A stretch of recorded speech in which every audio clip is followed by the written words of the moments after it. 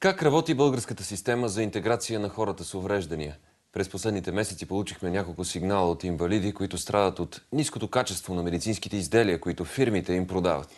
В обедната ни емисия видяхте разследването на Петър Георгиев за законодателните дупки, които позволяват на доставчици на медицински изделия да продават на хора с увреждания инвалидни колички в окаяно състояние. Това обаче е само една част от проблемната система. Другата касае поддръжката на тези колички. Вижте как чрез фиктивни или некачествени ремонти може да се стигне до източване на държавния бюджет. Петър Георгиев разказва. През 2009 година Сдружение Национален център за социална рехабилитация предоставя на Стоян Милованов акумулаторна инвалидна количка, която с няколко ремонта трябва да издържи 10 години. Това е бил особено неподходящ момент Милованов да стане клиент точно на тази организация. Ние последните години не сме влагали въобще пари за нови части. Този склад имаше над 200-300 колички, много колички. Значи ние от тях сваляхме части и ремонтирахме другите колички. Идеята беше да няма опакване и да се правят ремонти, да се слагат някакви части, там да върви количката. Само за първата година центъра прави на количката на Милованов 4 гаранционни ремонта.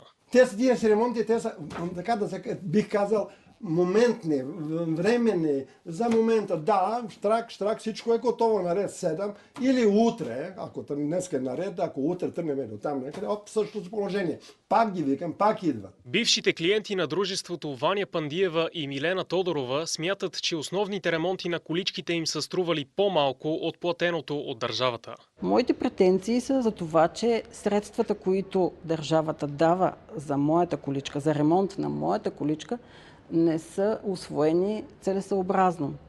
Според мен, една сума от тях е усвоена за мен, другата сума отива някъде, но не може да се разбере къде отива. Подобно на надзора на пазара на инвалидни колички в България, надзорът на ремонтите им също е само документален, освен при сигнал.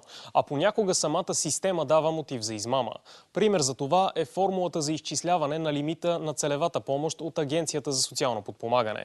Колкото по-рано заявиш основен ремонт, толкова по-голяма сума ще ти отпуснат от бюджета. Ако поискаш ремонта 2 години след като си взел количката, ще получиш до 2400 лева. А ако го направиш 1 година преди края на 10 годишната експлоатация, когато ти трябва най-много, ще ти отпуснат 300. Затова търговците и клиентите понякога се разбират да инсценират ремонти, за да получат повече пари от държавата. Милена Тодорова и Филип Димитров твърдят, че бившият представител на Центъра за социална рехабилитация в Добрич Надежда Димитрова и бившият изпълнителен директор Марияна Велева са се възползвали от дефектния механизъм.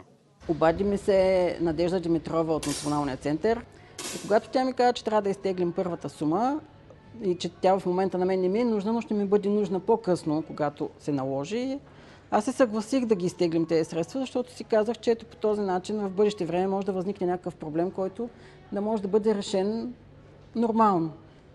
И знаех, че тези пари се теглят. Да, съвсем е възможно.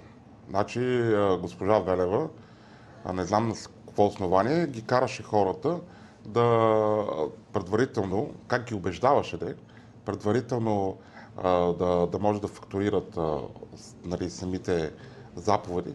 Много хора с увреждания не знаят, че целевата помощ не се внася в някакъв резерв и неволно стават съучастници в източване на държавни фондове.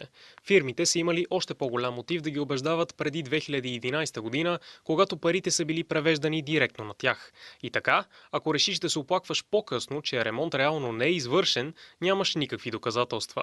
Парите са усвоени и виновни няма. Надежда Димитрова категорично отрече някога да е склонявала хора с увреждания към измами с целеви помощи.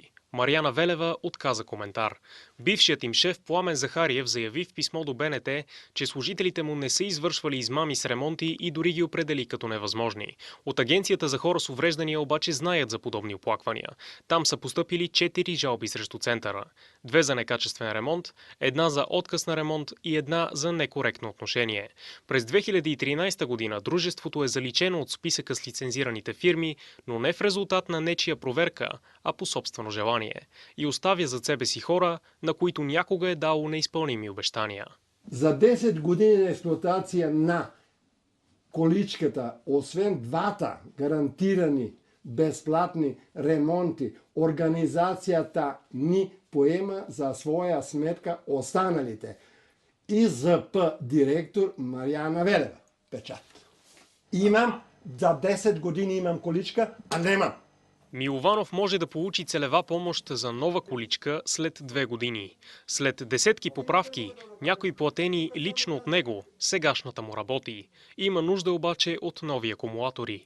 А системата за интеграция на хората с увреждания изглежда има нужда от основен ремонт.